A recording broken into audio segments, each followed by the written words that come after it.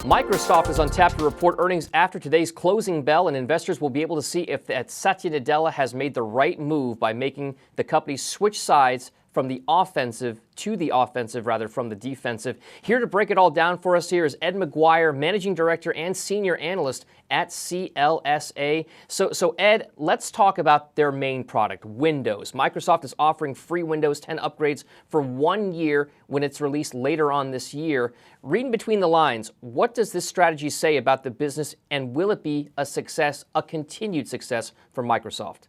Well, one of the things to remember about the free upgrade is that Microsoft is still going to charge a fee for every new PC purchase, and I think what we'll see out of this quarter is a sense of how sustainable this recovery in the PC business has been. We saw the end of XP, which caused a lot of businesses to buy new machines, but I think what we are seeing is a concerted effort here from Microsoft to really pull together and make it as attractive as for many users from Windows 7, Windows 8, and Windows Phone to get on this common platform, and they're betting that the services over time are going to be what are going to pull new revenue streams. So it's part of the entire suite of offerings from Microsoft here.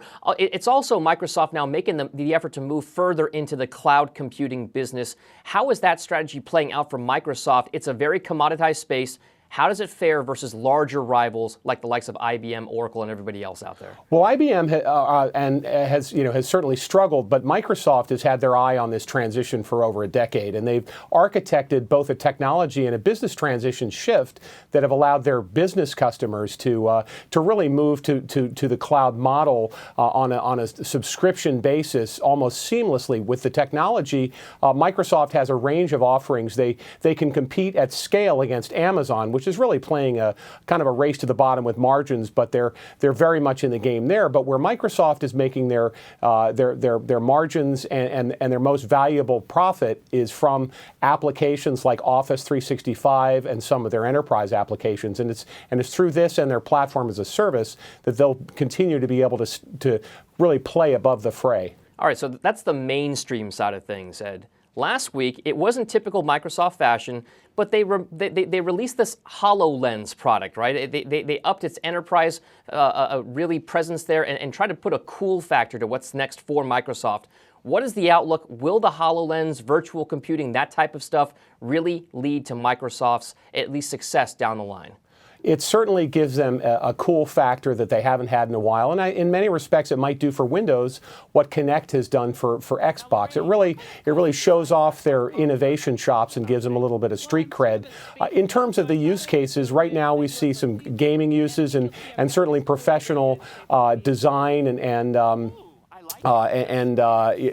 remote access use cases, but it's a much more viable approach, it seems, than either virtual reality, which appears very much around gaming, and Google Glass, which seems to be struggling for a killer app. So it does extend Microsoft's relevance into an area where developers are going to be a lot more attracted to write for it, and that's really the key down the line. All right, so there are a lot of positive stories for what's happening with Microsoft right now. We just went through a handful of them.